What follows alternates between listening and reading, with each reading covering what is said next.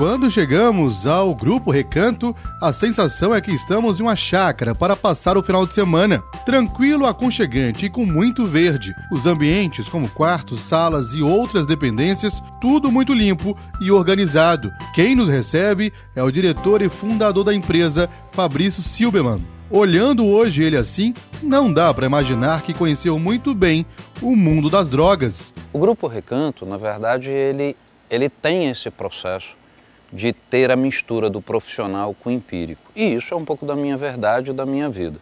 Eu, dos 13 aos 23 anos, eu fiz uso de álcool e drogas, e aos 13 eu comecei com o meu primeiro porre, e aos 23 anos eu pedi para minha família para me internar, porque eu já estava verdadeiramente no fundo de poço, com 57 quilos, com 1,78 m, ou seja, eu estava muito magro.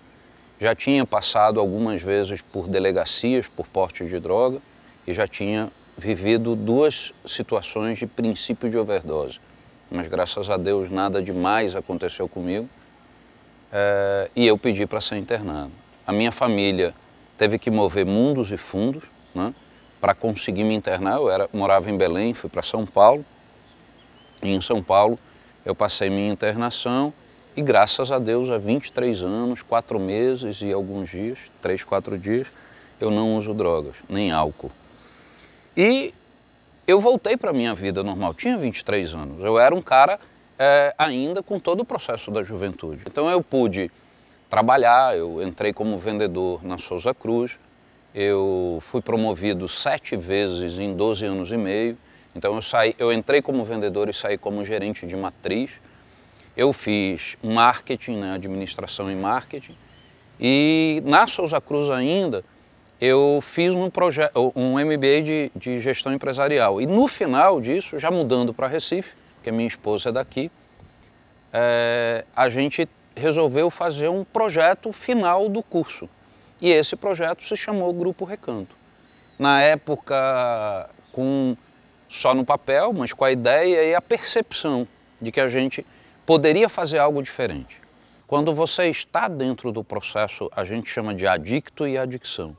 Adicto é escravo de. Sim. Quando você está num processo de adicção, ela vai tomando conta de todas as atividades da sua vida. Vou para uma praia, vou fumar um.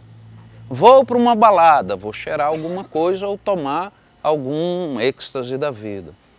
Vou assistir um filme, vou fumar. Então todas as atividades acabam envolvendo droga. E a pessoa tem que reconstruir. Ela tem que reconstruir suas relações com a sociedade, com a família. Ela tem que reconstruir todo esse processo. E isso não adianta dizer que é assim. A dependência química, ela é um problema biopsíquico, sociocultural e espiritual. E não sou eu que falo isso, quem fala é a medicina. Eu fiz especialização em dependência química nesses 10 anos e também fui à Europa, fiz um estágio em Portugal, numa clínica renomada. Porque assim, qual é o tripé do nosso tratamento? É o profissional, aconselhamento em dependência química, que são médicos, psicólogos e psicanalistas que tratam de dependente químico. 12 passos, que é o empírico, são essas pessoas que passaram com álcool e droga e hoje têm processo de recuperação, e a terapia racional emotiva, que é profissionais que pegaram 12 passos e levaram para comportamentos. Então a gente aqui trata de comportamento como raiva, como vergonha. Não é vergonha por causa da vergonha eu vou usar, é porque eu usei eu tenho vergonha. A empresa de 2008 para cá só vem crescendo ao longo desses anos. E com isso, o trabalho e número de pessoas que procuram o grupo para se livrar de algum vício também é grande. Atualmente, os internos fazem da chácara a sua nova residência. Um desses é esse rapaz, de 33 anos. Ele precisou de ajuda para se livrar das drogas. Cocaína, né? Eu vinha fazendo uso da substância há 2 anos, da cocaína, e ela se tornou, além de uso paliativo, ela se tornou cotidiana na minha vida, virou rotina na minha vida, a cocaína. A sua incidência no meu dia a dia, ela era primordial, como poderia dizer que até mesmo vital. Eu precisava da droga para que eu pudesse fazer as atividades como o cotidiano, como ir à academia, como ir trabalhar, conhecer as outras substâncias, porque a droga ela é progressiva, você nunca começa com uma droga já de cara, né? Ela vem progredindo, você começa fazendo com uma substância mais leve, e aí, no meu caso, né, eu comecei com êxtase e fui crescendo, na verdade com álcool, aos 13 anos eu já tinha tido problemas com álcool, com 13 anos de idade, e aí fui progredindo para o êxtase, a ketamina, até chegar à cocaína. O dia aqui, ele é um dia mais de vida, não só um dia limpo, mas a gente faz questão de enfatizar o dia para que a gente tenha certeza que aquele dia foi o dia mais importante das nossas vidas. Então, aqui o João ele segue uma rotina laboral. A gente acorda aqui 5h30 da manhã, 6 horas temos que estar de pé. Eu tenho uma função aqui na casa, uma função de confiança, onde eu sou responsável por todos os mantimentos que chegam, né, desde roupas a comida.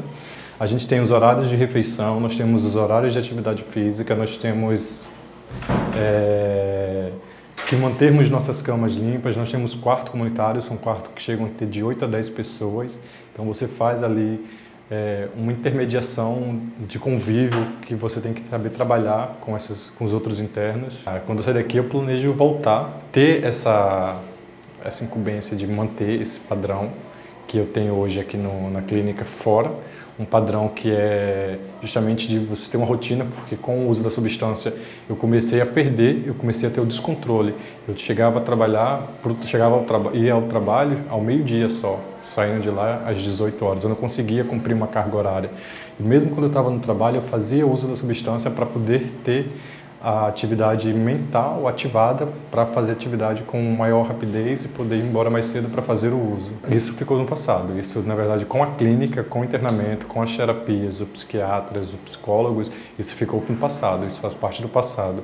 Como a gente vive aqui no trabalho só por hoje não me mantenho limpo, amanhã e amanhã, né? A gente trabalha aqui sempre no cotidiano. Na verdade, sim, né? A família se torna codependente da gente no nosso tratamento, né? Onde eles começam a também conhecer um pouco da nossa doença, que é justamente essa doença que afeta não só a área mental, como a biológica, né? E a psíquica. Então, assim, um recado que eu deixo é viver só por hoje, manter-se limpo, né? Você se afastar da droga, você ficar longe dessa substância, você não procurar, porque a gente sempre começa com eu posso controlar, eu consigo controlar, e na verdade quando você pensa que não, você descobre que aquela droga está te controlando, ela começa a fazer parte das tuas emoções, da tua atividade física, da tua atividade mental. Então o recado que eu deixo para que as pessoas elas se mantenham afastadas disso, que elas possam ter um marco, que elas não precisam depender, né, como a própria doença fala, dependência química, que ela não precisa depender quimicamente de uma substância que afete suas áreas emocionais e que elas busquem isso internamente, hoje com o poder de Deus. O Grupo Recanto possui 3 chácaras iguais a essa aqui, mas para dar conta de todo o trabalho, um batalhão trabalha nos bastidores, como médicos, psicólogos, enfermeiros, técnicos de enfermagem, ao todo 100 funcionários. E os usuários que aqui estão levam em média 7 meses para tirar a dependência e ter uma nova vida junto à sociedade. Quando a gente montou inicialmente como ONG, né? Exatamente para fazer isso, para ajudar a pessoa alcoólatra e para ajudar a pessoa com problemas de drogas a entrar num processo de recuperação. Como eu vim de uma vida de NA e AA, ou seja, narcóticos anônimos e alcoólicos anônimos, que já estavam me ajudando, a gente conseguiu fazer essa união, pegar o profissional, que é hoje aqui o médico psiquiatra, o médico clínico, o psicólogo, o terapeuta ocupacional, o enfermeiro, o nutricionista, e juntar com o ex-residente, com o ex-dependente, que são pessoas, são técnicos em dependência química, a gente chama aqui de técnico de referência, que consegue olhar no olho dessa pessoa e falar, eu já passei por isso, eu sei o que é isso e dá para ficar limpo. Isso eu acho que é a maior esperança dentro desse processo de recuperação. Porque aqui, graças a Deus, algumas vidas foram verdadeiramente modificadas. Eu tenho o meu 13º residente, hoje, é um dos nossos melhores técnicos de referência. Ele já está com 10 anos limpo. Existem 3 unidades onde a empresa oferece os serviços. Ao todo, 190 pessoas estão passando por tratamento. Todo o trabalho desempenhado na empresa é sério e visa oferecer uma nova oportunidade aos internos, como é o caso de Cristiano Jorge, um ex-dependente químico que hoje faz parte da lista de funcionários. Para chegar até aqui, né, foi eu cheguei aqui completamente arruinado, né, sem perspectiva de vida nenhuma, né, e diante de algumas tentativas feitas lá fora para parar de usar, né, todas elas sem sucesso, né, a minha vinda para cá foi na tentativa de tentar realmente me livrar da substância, né. Mas a princípio eu não sabia o que iria acontecer comigo aqui dentro, porque foi a minha primeira internação, né. Eu estou fazendo dela só por hoje a última, né. Mas enfim, e ao chegar aqui, me deu a ideia de que ser tratado por uma pessoa que possui a mesma doença que eu possuo, né, e ele por estar mais tempo sóbrio, né, me passou a acreditar que realmente era possível ficar sem usar, entendeu?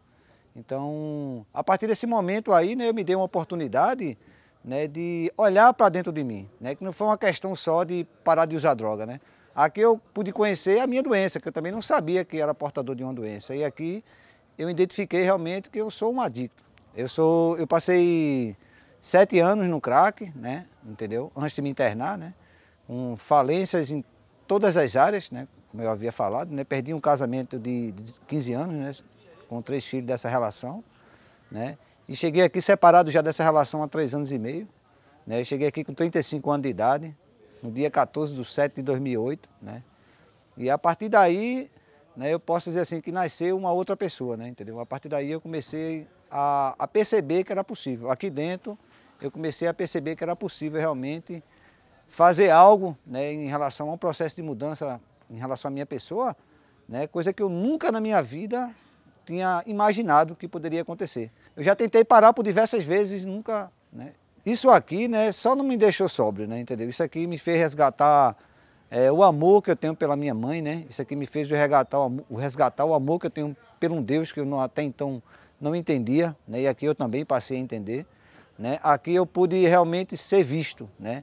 Porque a própria empresa ela investiu, né, no processo de me aprimorar no campo da dependência química, né? A gente fez curso em São Paulo pelo processo da Uniad, né? E diversos outros cursos, né, de especialização no ramo, né, para eu hoje poder estar capacitado para poder levar essa mensagem ao adicto que ainda sofre. Então, assim, isso aqui me deu de volta tudo que eu perdi em 35 anos de idade, né? Então, em 10 anos que eu tenho de sobriedade, eu conquistei uma vida que eu não tinha conquistado há 35, né?